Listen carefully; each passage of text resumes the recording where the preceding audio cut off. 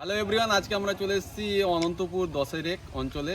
আসার পথে দেখছি রাস্তায় এত জল জমে রয়েছে, জল পাস হয়নি। আজকে বৃষ্টি তো থেমে রয়েছে, বিগতকাল যে বৃষ্টি হয়েছিল তার জল এত জমে রয়েছে। আমি অল্প স্বল্প ভিডিও করেছি যা আপনাদের সঙ্গে শেয়ার করব। প্রত্যেকটা এরিয়ায় জল জমে রয়েছে। এখন বর্ষাকাল, বন্যা হওয়ার পরিস্থিতি অনেক রয়েছে। সবাই সাবধানে থাকবেন, ছোট ছোট বাচ্চাদেরকে খুবই সাবধানে রাখবেন। গেলে এক হাঁটু জল অঞ্চলের আশেপাশে, সব জায়গায় জল জমে রয়েছে। খালি অঞ্চলের আশেপাশে না, বিভিন্ন এরিয়াতে এত জল জমে রয়েছে। এখন অঞ্চলেই রয়েছি, সেই অঞ্চলের কাছ থেকে ভিডিও ফুটেজ করছি যা আপনাদের সঙ্গে শেয়ার করতে পারবো।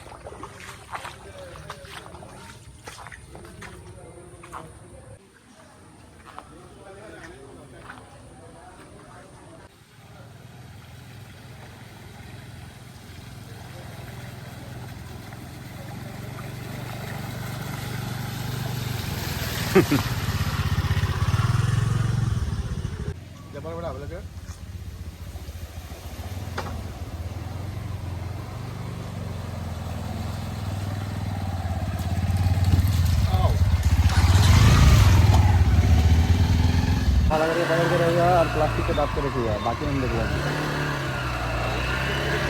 দেখতে পাচ্ছেন আমরা এই যে যাচ্ছি অনন্তপুর 1 অঞ্চলের যে ঢালাইয়ের রাস্তা রয়েছে তাতে এত জল জমে রয়েছে।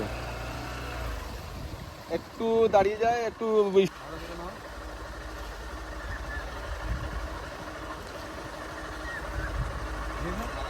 চল।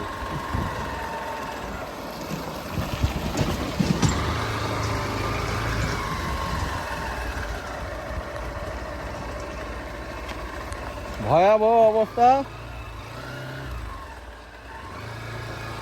আমরা বন্যার মধ্যে চলতেছি, যে কোনো টাইমে পড়তে পারি। ক্যামেরা ধরে রাখো ক্যামেরাম্যান। দেখতে পাচ্ছেন জলের পরিস্থিতি এত, গাড়ি নিয়ে আমরা যেতে পারছি না। খুবই মারাত্মক পরিস্থিতিতে আমরা রয়েছি। সব জায়গায় জল জমে রয়েছে।